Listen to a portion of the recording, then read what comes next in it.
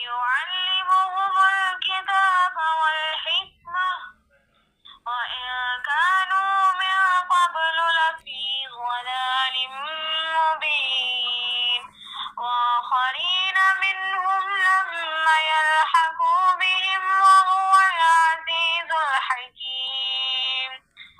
ذلك فضل الله يؤتيه من يشاء والله ذو الفضل العظيم مثل الذين حملوا التوراة ثم لم يحملوا كمثل الحمار يحمل أسفارا بئس مثل القوم الذين كذبوا بآيات الله والله لا يهدي القوم الظالمين قل يا أيها الذين هادوا إن زعمتم أنكم أولياء الله من دون الناس فتمنوا الموت إن كنتم صادقين ولا يتمنونه أبدا بما قدمت أيديهم والله عليم بالظالمين قل إن الموت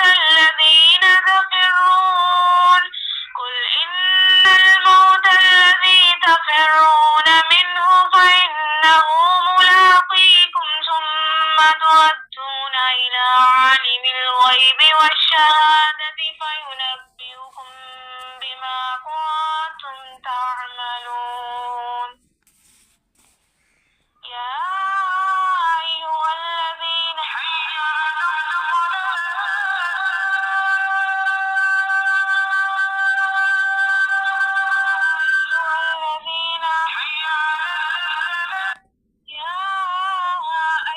الذين آمنوا إذا نودي للصلاة في يوم الجمعة فاسعوا إلى ذكر الله وذروا البيع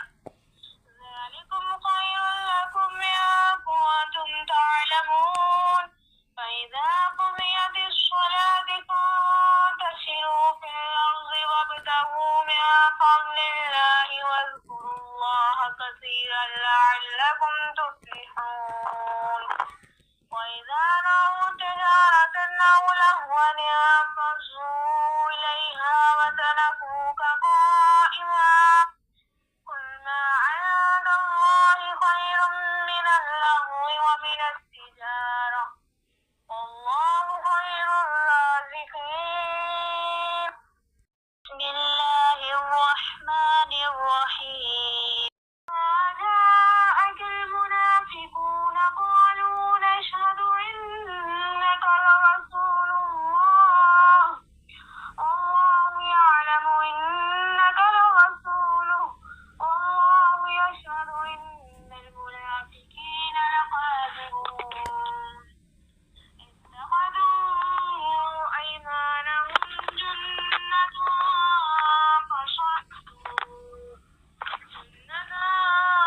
فصدوا عن سبيل الله إنهم ساء ما كانوا يعملون ذلك بأنهم آمنوا ثم كفروا فتبع على قلوبهم فهم لا يفقهون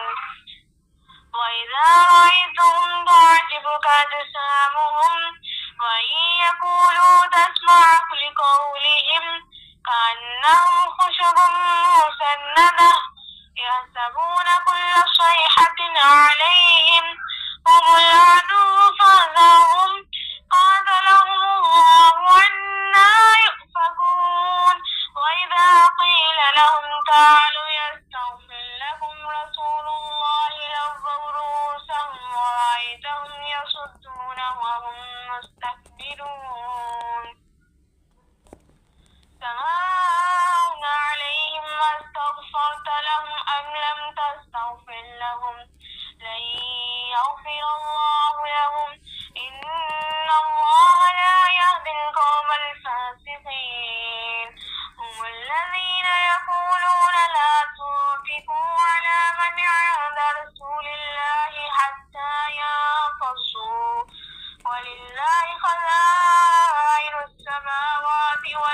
ولكن المنافقين لا يفقهون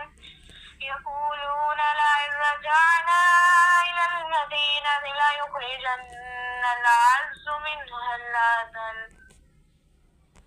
ولله العزة ولرسوله وللمؤمنين ولكن المنافقين لا يعلمون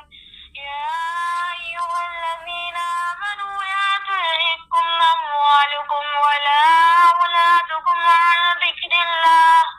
ومن يفعل